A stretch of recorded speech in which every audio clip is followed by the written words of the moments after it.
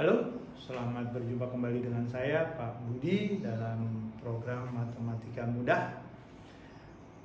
Kali ini kita akan mempelajari mengenai garis-garis sejajar, di mana garis-garis sejajar dipelajari oleh siswa kelas 7 SMP ya, di semester 2 di bab 1 ini. Baik, kita mulai saja dengan pengertian garis-garis sejajar. Apa sih garis-garis sejajar itu? Garis-garis sejajar adalah dua buah garis atau lebih yang tidak pernah bertemu. Jadi kalau ada garis yang nggak pernah ketemu seperti rel kereta gitu, maka dia disebutnya garis sejajar. Nah, saya ambil contoh begini. Misalnya saya punya dua buah garis sejajar, sebutlah namanya garis ini garis L dan garis ini namanya garis K. Kita tulis garis L ini sejajar garis K. Jadi kita kasih lambang garis L sejajar garis K. Nah, kalau garis L dan yang sejajar garis K ini dipotong oleh sebuah garis, sebutlah namanya garis M, maka ada beberapa hal yang perlu dipahami. Pertama, ya, dia garis M memotong garis L, maka otomatis juga akan memotong garis K. Sehingga terjadi beberapa buah sudut, yaitu sudut A1 misalnya di sini dikasih A2, A3, A4, B1, B2, B3, B4. Nah, ada beberapa istilah penting di dalam pelajaran ini. Pertama, ada istilah sudut dalam. Sudut dalam itu artinya sudut yang ada di dalam garis sejajar. Jadi kalau ini garis sejajar, semua sudut yang ada di dalam ini kita sebut dengan sudut dalam. Ya, kita bisa sebut sudut dalamnya adalah sudut A3, A4, B3, B4. Lalu sudut luar itu sudut yang ada di luar garis sejajar. Jadi kalau ini garis sejajar, maka yang di luar ini disebut dengan sudut luar. Dalam kasus ini, sudut luarnya adalah sudut A1, A2, B1, B2 disebut sudut luar. Nah, garis ini menentukan dia pihak mana. Jadi sudut yang sana sepihak semua di sana, sudut yang di sini semua sepihak dengan yang di sini. Baik. Kalau begitu, kalau kita gabung sudut dalam sepihak, dia harus ada di dalam segitiga dan dia harus ada di pihak yang sama. Ini A3 dengan sudut B3 merupakan sudut dalam sepihak. Jadi kalau kita buat di sini, sudut dalam sepihaknya adalah sudut berapa tadi? A3, B3. A3 dan B3. Mana lagi? Sudut A4, B4. Sudut A4 dan sudut B4 merupakan sudut dalam sepihak. Sekali lagi, kenapa? Karena dia ada di dalam. Lalu sudut dalam berseberangan. Nah, ini menentukan garis menentukan pihak, maka yang berseberangan adalah A3 dengan B4. Jadi sudut A3 dan sudut B4 ini sudut dalam berseberangan. Jadi kalian paham tuh, sudut A3, sudut B4 berseberangan, sudut dalam berseberangan. Ada yang menyebut sudut berseberangan dalam, sama saja. Atau mana lagi nih? Dia ada di dalam dan berseberangan, maka kita sebut sudut dalam berseberangan. Bagaimana sudut luar? Tadi dikatakan sudut luar ada di luar. Kalau luar sepihak, berarti sudutnya ada di luar dan pihaknya sama. Jadi ini sudut luar sepihak. Kenapa? Karena ada di luar dan dia sepihak. Ini sudut luar sepihak. Kenapa? Karena ada di luar dan dia pada pihak yang sama. Lalu sudut luar berseberangan. Ya, sudut luar berseberangan.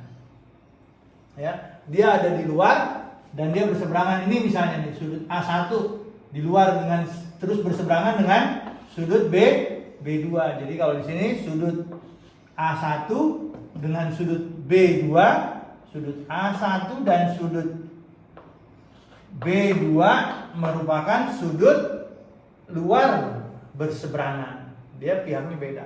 Mana lagi? Ini sudut A2 dengan sudut B1 juga luar berseberangan. Nah, yang harus diingat bahwa sudut-sudut sepihak ini dengan ini dengan ini jumlahnya 180. Jadi sudut sepihak ini selalu jumlahnya 180. Ini ingat baik-baik ya. Ini sepihak nih 180. Jadi kalau misalnya sudut A1 dengan sudut B1 kalau kita jumlahkan, maka dia 180. Sudut A3 dengan B3 180. Kenapa? Karena dia sudut sepihak. Bagaimana dengan sudut dalam yang berseberangan? Nah, kalau yang berseberangan, misalnya mana nih? Sudut dalam berseberangan nih. Ya, itu juga besarnya sama. Jadi kalau sudut berseberangan itu besarnya sama. Jadi besarnya boleh dikasih catatan di situ, besarnya sama. Nah, ya, saya kira kalian bisa bikin catatan-catatan kaki yang kalian pahami sendiri bahwa pertama sudut sepihak jumlahnya 180, lalu sudut berseberangan besarnya sama.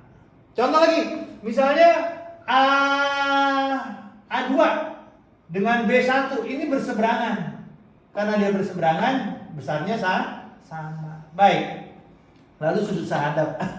Sudut sahadap itu berarti menghadap sisi yang sama. Contoh misalnya A2 dengan B3 ini sahadap, menghadap sisi yang sama.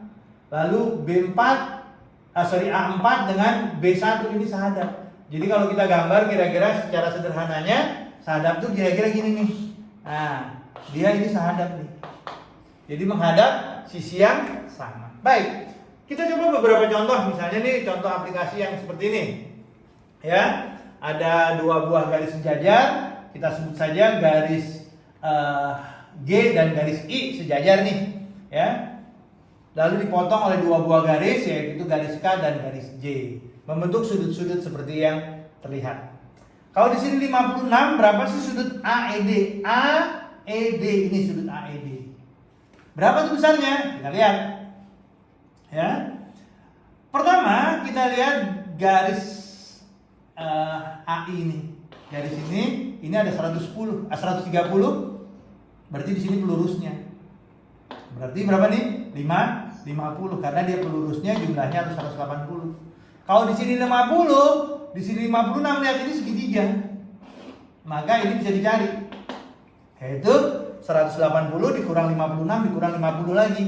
Atau bisa juga 180 dikurang 106. Jadi di sini AED 180 dikurang 56 dikurang 50 sama dengan 180 dikurang 106 atau besarnya 74. Jadi sudut AED 74. Sudut KCI. Mana KCI? KCI ini sudut KCI. KCI. Ya. Sudut KCI kita perhatikan dia sahadap dengan sudut ini. Ya, ini sahadap. Sementara sudut ini bertolak belakang nih dengan sudut yang AED, yaitu dengan yang 74. Otomatis ini 74 karena bertolak belakang. Lalu sudut yang 74 ini dia sahadap dengan ini karena menghadap sisi yang sama. Maka di sini juga 74. Jadi kalau begitu sudut KCI adalah 74 juga. Berikutnya sudut DBC. Mana tuh DBC? DBC ada di sini. Secara teori, sudut DBC, kedua sudut ini merupakan sudut yang sepihak. Jumlahnya harus 180. Oke? Karena jumlahnya 180, berarti di sini udah 130, ini 50, ya. Jadi mudah. Dengan pemahaman, oh dia sudut sepihak nih. Kalau sepihak berarti jumlahnya 180. Nah, pertanyaannya misalnya lagi, DBH, DBH, DBH, DBH ini. Ini adalah sudut yang berpelurus. Kalau dilihat dari sini dia berpelurusnya 130. Tapi kalau dilihat dari sini, maka dia merupakan sudut berseberangan. Di mana sudut berseberangan jumlahnya atau besarnya sama. Berarti di sini juga 130. Jadi saya kira kalian paham nih. Kita bisa cari lagi yang lain kalau mau. Sudut ini berapa sih? Pasti bisa ya. Sudut ini adalah sudut yang terhadap garis K nih, perhatikan. Nah, ini berpelurusnya dari 74. Ini kan tadi 74, berarti di sini 106. Sudut ini berapa nih? Nah, ini juga bisa dicari. Dia bertolak belakang. Berarti ini 74, ini 106 dan semua sudut-sudutnya kalau ini bisa dicari. Baik. Berikutnya kita coba lagi contoh yang seperti ini nih. Ini saya bikin contoh-contoh utama. Artinya contoh utama itu contoh-contoh yang apa ya? Yang bisa dijadikan dasar kita untuk mengerjakan soal-soal yang lain. Karena modelnya ya begini-begini aja. Kita lihat. Misalnya di sini ada A, di sini ada B. Berapa sih besar garis ini nih? Sudut ini nih. Nah, sudut ini bisa kita cari nih dengan garis bantu seperti ini. Saya tarik garis bantu, gitu ya. Maka kalau di sini B, di sini berapa? Ini juga B. Ingat baik-baik kalau saya punya garis sejajar dipotong seperti ini, maka besar sudut ini akan sama. Kenapa sama? Nah, tahu dong? Karena sudut dalam berseberangan. Semua sudut berseberangan besarnya sama. Ini sama ini berseberangan. Berarti besarnya sama. Ini sama ini berseberangan. Ini besarnya juga sama. Ya, yaitu besarnya A juga. Sehingga besar ini tinggal ditambahin A tambah B. Jadi besar sudut ini A tambah B. Contoh misalnya deh, di sini 60, ya, di sini 40. Berarti besar sudut ini berapa? Tinggal 60 tambah 40, ya, 60 tambah 40 yaitu 100. Gitu. Baik. Kita lihat contoh yang seperti ini nih. Nih. Oh, nih, ini ada garis sejajar, ya. Terus ada seperti ini. Nah, terus di sini namanya 3Y. Di sini 8Y, di sini 100. Berapa sih nilai Y-nya? Bahwa 100 ini adalah ini tambah ini. Jadi 3Y ditambah yang ini nih. Nah, kita belum tahu nih yang ini berapa. Nah, kalau ini garis lurus, di sini 8Y berarti sini otomatis dong, yaitu 180 dikurang 8Y. Contoh misalnya nih. Kalau di sini 120, di sini pasti 180 kurang 120 yaitu 60. Kalau di sini 150, ini 150 berarti ini tinggal 30 karena jumlahnya harus 180. Ya. Jadi di sini adalah 180 dikurang 8Y. Nah, kita tulis di sini biar lebih rapi ya. Jadi di sini 3Y ditambah 180 dikurang 8Y, itu ini yang besarnya 100 tadi. Ah, ini udah mudah nih. Ini kurangin saja ini dengan ini, dapat minus 8Y. Ini pindahin sana jadi pengurangan 100 kurang 80 minus 80. Ini tadi salah ya. Ini 5Y, Mak. Jadi minus 5Y sama dengan minus 80. Berarti Y-nya berapa? Y-nya minus 80 dibagi minus 5. Yaitu berapa tuh? Yaitu dibagi minus 5 jadi 16. Ya, 16 derajat. Jadi Y-nya adalah 16 derajat. Saya kira nggak susah ya. Jadi kata kuncinya bahwa besar ini adalah ini tambah ini. Baik, kita lanjut lagi. Contoh lainnya nih, misalnya Pak Budi punya nih contoh begini deh, agak sedikit keluar jalur nih. Ini ya, di sini katakanlah 40, di sini 120, di sini berapa sih? Ya, gampang ya. Ingat bahwa ini hanya didapat dari 40 tambah ini. Ini berapa nih? Kalau di sini 120 berarti di sini 60 karena garis lurus jumlahnya harus 180. Ini udah ada 120 tinggal 60. Berarti ini gimana? 40 tambah 60 yaitu 100. Ya. Baik. Kita lanjut lagi nih soal seperti ini nih. Ini ada gambar, di sini ada sudut nih, ini. Sudut ini siku-siku. Oke? Kalau sudut C adalah Y, ini sudut C nih, Y. Dan sudut DBE, sudut DBE ini E. Ya. Itu adalah 4Y, ini DBE 4Y. Oke.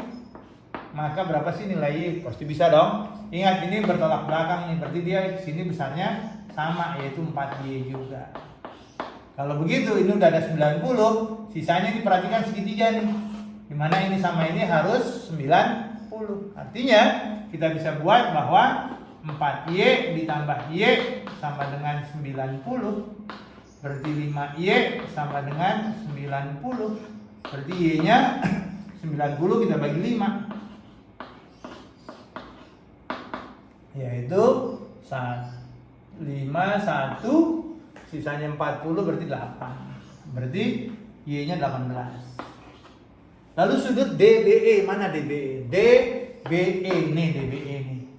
Besarnya 4Y, ya. Yaitu tinggal 4 kali 18. Ya, saya kira nggak susah ya.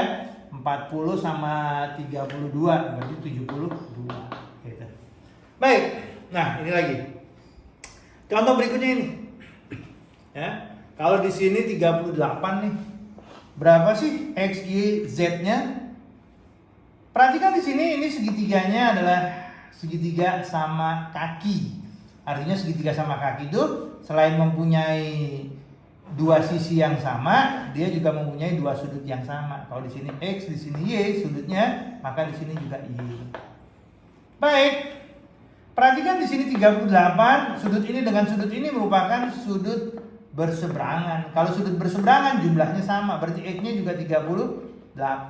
Boleh dikasih catatan di sini, X-nya berapa tuh? 38. Kalau 38 berapa Y-nya? Ya itu tinggal 38 dari 180 dikurang 38 dibagi 2. Berarti Y-nya boleh kita tulis Y sama dengan 180 dikurang 38. Jadi 180 kenapa? Segitiga. Dikurang 38 sisanya sama sisi. Itulah sebabnya kita sebut 2Y, ya. Artinya di sini nanti Y-nya akan sama dengan, ya, dibagi 2. Gitu ya. 180 dikurang 38 berarti 142 bagi 2, yaitu 71. Jadi Y-nya sama dengan 71. Bagaimana Z-nya? Ya, ini kan garis lurus. Berarti Z ini merupakan pelurus dari Y. Yang besarnya 180 dikurang 71 berarti Z-nya. Ya. Jadi 180 dikurang 71. Berapa tuh? Udah nyempil banget kayaknya tuh ya. Ya, yaitu 109. Ya, seperti itu. Jadi ini merupakan contoh-contoh mengenai soal-soal yang dijadikan dasar untuk menjawab soal-soal yang lain. Saya kira tidak ada yang susah, semuanya pasti bisa. Kata kuncinya adalah tekun berlatih. Karena matematika di SMP itu cuma keterampilan, nggak peduli kamu tuh seberapa cerdasnya, selama kamu mau berlatih, kamu pasti bisa. Itu saja, semoga bermanfaat. Sampai berjumpa lagi di dalam Matematika Mudah bersama Pak Budi. Salam.